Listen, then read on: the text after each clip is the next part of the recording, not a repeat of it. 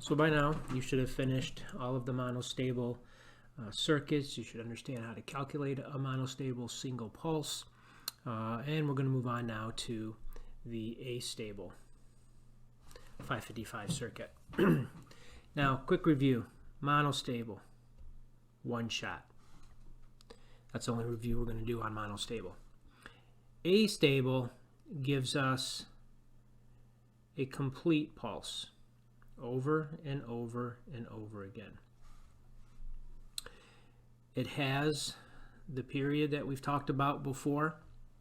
It has a frequency that's consistent. That frequency is still 1 over t, or 1 over the period.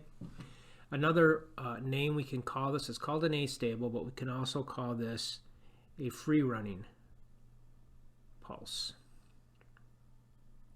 That is 2 words. It's just not looking right. It's a free running pulse. So you essentially get this signal when we do our circuit. You get this signal forever and ever and ever and ever and ever and ever in a day until you stop it.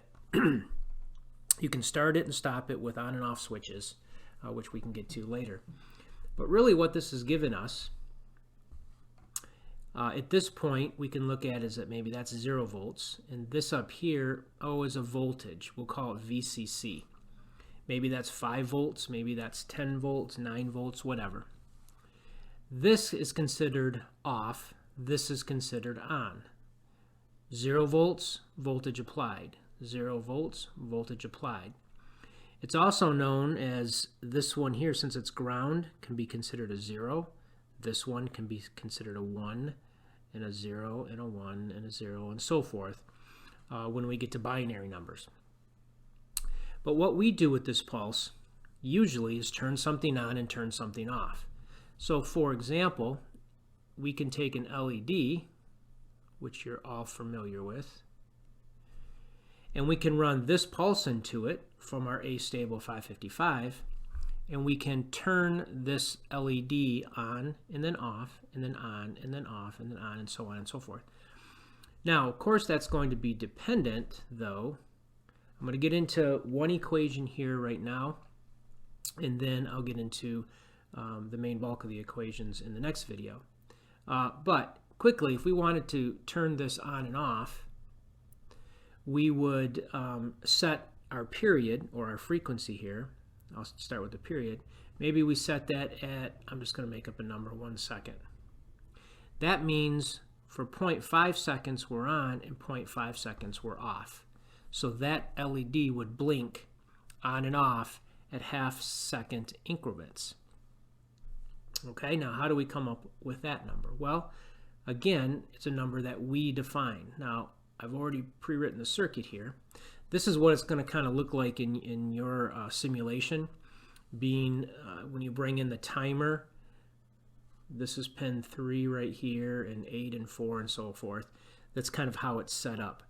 But I wanted to make sure you noticed on the Astable there's an RA, an RB, and a C. If you remember on the monostable, there was just 1 resistor. Now we're dealing with 2 resistors and a capacitor, and then everything else is pretty much the same. We still have our control capacitor down here. That doesn't change. We're still connecting pin 4 to power, this is pin 8, because we do not want to reset this, at least not in the circuits that we're building right now. So the equation that we can use is right in the spec. And if we look at the spec, that's obviously that's the circuit. But if we go down 1 page, here are all of our equations, and this is the one we're going to concentrate on most. But we have to keep in mind that these 2 and even this one here is very important. Now, why are they important? I'm going to explain it here. Here's our Astable pulse. We have this being our T. We can look at this equation and say, well, T1 plus T2 equals T. So we know that this is T1 and this is T2.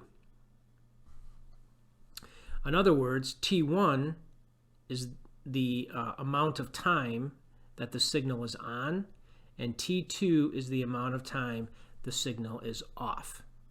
Two very important characteristics. We want to know how long we're on, we want to know how long we're off. I mean, we could create signals that look like this.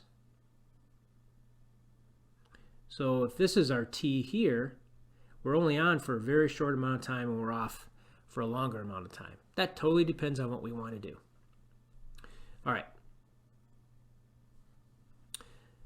The main equation that we use is the frequency. We know that's divided or equals to 1 over the period, but we also know, because of our spec, it's 1.44 divided by RA plus 2RB times C. There's our RA, there's our RB, and there's our C, which are these, of course, right here. And you have to make sure also that when you simulate the circuit, that it's set up that way. Now, what I'm going to do is I'm just going to use the values that they have in the specification. So in the specification, they have RA at 3.9K, and they have RB at 3K, and they have C at 0.01 microfarad. Now you have to make sure, and the values for that are right up here. Here's those values right there. So we're just going to use those just for the sake of using them. So notice that that capacitor happens to be the same as the control pin. Does not matter. There's no reason for that. That's just the one that they picked. So I'm not going to do the calculations yet, but if we did them, if we put in our values here, and you can do them, you're actually going to do them later, we get a frequency of 14.5, that's not 1.4, that's 14.5 kilohertz. So that's a pretty fast signal. If we figure out our period from that, we're at about 68 microseconds. Okay, well, big deal. What does that mean? What that means is, I'm going to go into it in more detail in the next video, but if this is our signal, our distance from there to there is 68 microseconds. Okay, it's a pretty quick pulse. All right, on the next video, we're going to go into a little bit more detail on how we came up with this number right here, the 14.5, and we're going to talk a little bit more about these and how to use those.